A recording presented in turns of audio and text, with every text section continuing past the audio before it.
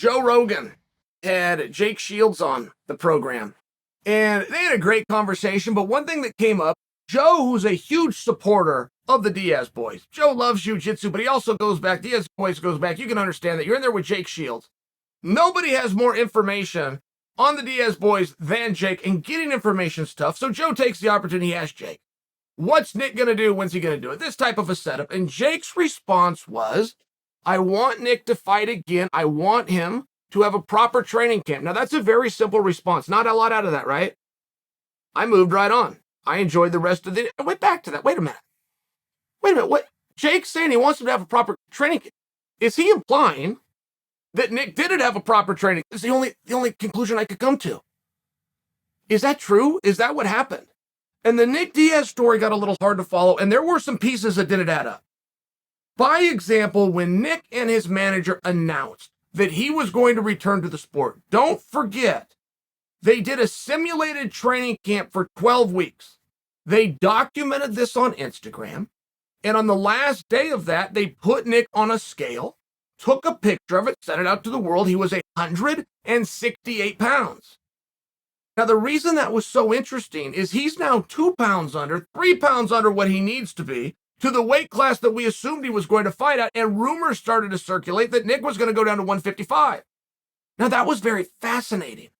Nick Diaz coming back, he was an 85-pounder last time we saw him. Now we're going to see him at 155. You open the door in terms of parity in 20 different directions that we had never considered before. Instead, he ends up getting locked in there a meaningful amount of time after this simulated training camp, I should add. With Robbie Lawler, great. Everything makes sense. Off we go. 3 days before the weigh-in, it gets revealed to us that Nick is not going to make 170. They're going to change the weight class.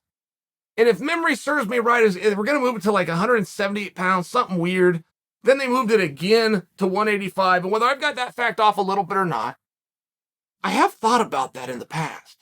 So when Jake comes in and made the comment of I'd like him to get a proper training camp in, all of a sudden, oh, I see. Something was amiss there. And then you can only begin to speculate. I'd be making things up if I said, well, he got hurt.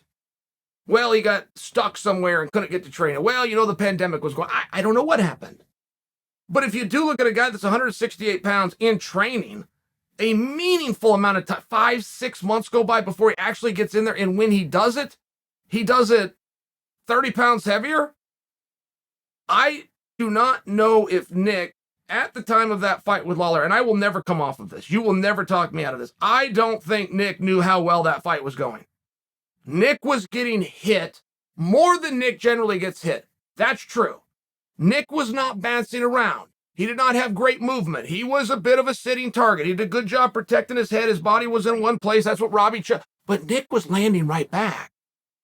Robbie has a certain unique power, but Nick had a volume. Nick was doing really well in that fight. As a matter of fact, guys, many people believe that Nick won the first round. That's official somewhere, and I don't have the answer for you. But that is official. Those judges turned it in. I just never got that, and he might have been. That thing, when that ended, might have been dead even. But I don't think in the moment Nick knew how well he was doing and how good he looked. There is for sure the critical observation that I've seen Nick look better, but you can for sure explain that. He'd been gone for 5 years, and now he's at 185 pounds. Right? Like there was some stuff there that was obvious, that would appear, okay, all we have to do with Nick is get a quicker turnaround. Let's get him in there in 3 months as opposed to 5 years.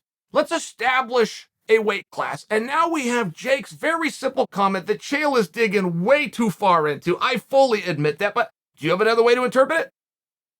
Do you have another way to interpret the closest ally to Nick Diaz saying, next time he fights, I want him to have a proper training camp, other than to come to the conclusion that for his last fight he didn't, which again would explain the weight miss.